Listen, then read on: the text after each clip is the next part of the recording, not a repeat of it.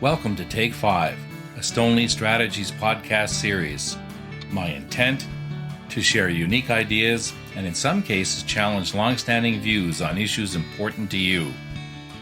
A sustainable career, managing organizations and programs, unleashing the potential of innovation. So sit back, take 5, and enjoy thinking about ideas, challenges, and you.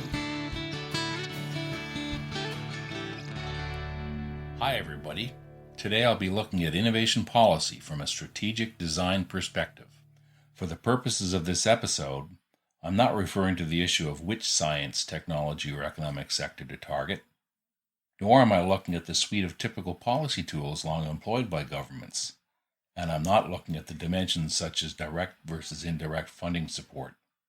Rather, I'm looking squarely at the issue of the predominance of competitive advantage in the formulation of innovation policy used to achieve federal objectives and priorities. I'm Rob James. Welcome aboard. Let's get to it. Canadian pursuit of a healthy, wealthy, and wise society has included a significant, long-running focus and reliance on competitive advantage. The federal vision has been to grow a world's best knowledge-based economy, achieved largely through the generation and application of knowledge and skills. It has included important attention to enablers such as a world-class academic sector, a knowledgeable and skilled workforce, a fair and efficient marketplace, including considerations such as the stable and accessible use of spectrum, and innovation support programming with both supply and demand-side innovation thrusts, as well as direct and indirect funding. Notwithstanding the persistent challenge in Canada of increasing business expenditure on R&D, the government's efforts to nurture a knowledge-based economy have helped lead to an internationally recognized Canadian academic sector. As well, many scientific and technological breakthroughs have helped Canadians from an economic, social, health, and legal standpoint. And while BIRD remains a challenge, it was not surprising that Canada experienced some remarkable global market success in the 1990s and the 2000s, such as Nortel Networks and BlackBerry. However, as is well known, these business successes were relatively short-lived, largely due to the reality that underpins a knowledge-based economy and competitive advantage. Ultimately, knowledge is replicable. In other words, only a fleeting advantage can be achieved in most cases. Global competitors take advantage of this through academic research, strategic and industrial R&D, formal partnerships, disruptive innovations, and in some cases through less savory methods such as R&D espionage.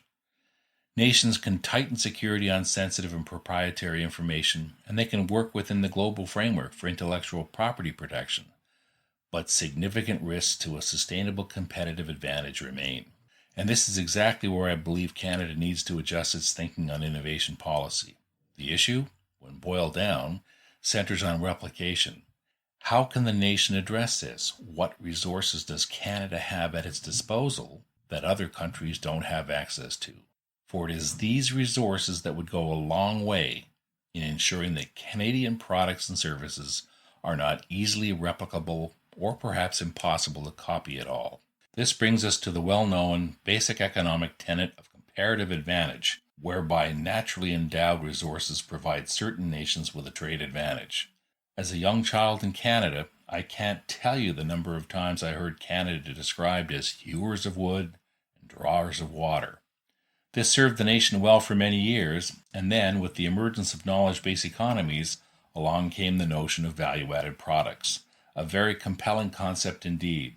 I once had an impromptu and unplanned discussion in an airport with an executive from Finland. As he pointed out, would you rather have a cargo ship full of Nokia phones or a cargo ship full of raw lumber? But this is well known, and, as time and fleeting advantage have shown, does not guarantee a sustained competitive advantage. Hey, it's likely that I'd now rather have the cargo ship of lumber rather than the old Nokia phones that are now a distant competitor to the likes of Apple and Samsung. So what naturally endowed assets does Canada have that cannot be easily replicated, that cannot be processed by competitors and sold back to us? This is a question I believe needs to be explored to its fullest extent for the strategic advantage of Canada. Let me be clear on this point. I view strategic advantage as a sustained source of economic, social, and technological benefits to the nation.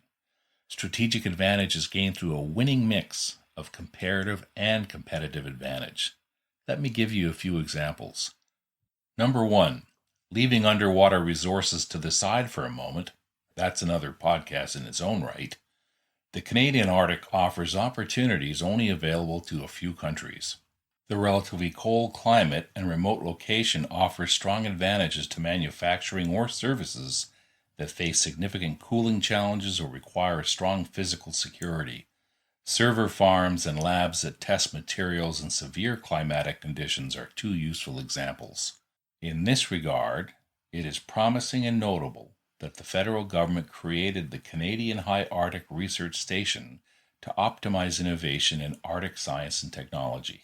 Number 2, the Indigenous culture in Canada presents strong potential in the field of innovation. Let me speak to the 2002 film Windtalkers to make my point. The film recounts a true World War II story of the U.S. military countering Japanese ability to break U.S. secret codes. In order to counter this, the U.S. drew upon the Navajo Nation, a natural resource only found in the U.S. The military used Navajo code talkers to transmit sensitive battle plans, etc. Ultimately, the Japanese were not able to decipher the Navajo dialect. So let's look at this second example in more of a Canadian context. One of the fastest growing demographics in Canada is the Indigenous youth. In 2018, StatsCan reported that the First Nations, Métis, and Inuit populations were growing quickly. Since 2006, the Indigenous population grew by 42.5%, which is more than 4 times faster than the rest of the population. Now, imagine working with these youth and drawing upon the culture embodied in the International Council of 13 Indigenous Grandmothers. Bringing such a unique and long-developed perspective to bear on innovative solutions offers terrific potential.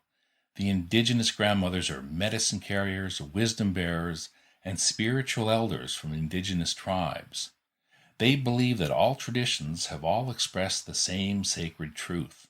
These traditional and Indigenous grandmothers travel the world to experience timeless wisdom, solidarity, inspiration, and hopes for the future. A third example of potential strategic advantage is Canada's stable democracy and our nation's ability to come together as a country during extraordinary times. The recent national response to the COVID-19 pandemic is an excellent example of where federal-provincial cooperation can work.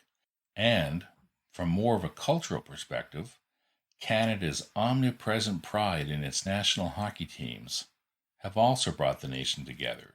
From the iconic 1972 Canada-Russia series to the Canadian women's success in Olympic hockey to the unfortunate tragedy of the Humboldt junior hockey team, Canadians have come together in very powerful ways.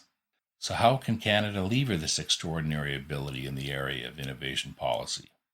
I would argue that courageous leadership at federal and provincial levels to bring together a true national, not federal, but national innovation strategy would bring tremendous strategic advantage to the country.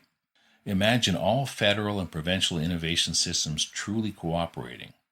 Imagine a truly national IP regime to facilitate and promote the flow of ideas and knowledge. If Canada gets even partway down this track of cooperation, I'm convinced we'd be far ahead of our competitors. In closing, Canada has done well in building a knowledge-based economy. It is now time to turn attention to strategic advantage. With incessant global competition and the continued emergence of significant global challenges, we must evolve and adapt our approach to innovation. Thanks for listening to Take 5. If you have any reactions or ideas around today's episode, or if you're looking for some counsel, I'd be pleased to hear from you. You can email me at rob@stoneleystrategies.ca. And, time permitting, please check my website at www.stoneleystrategies.ca. Our mission: to help position you and your organization for success.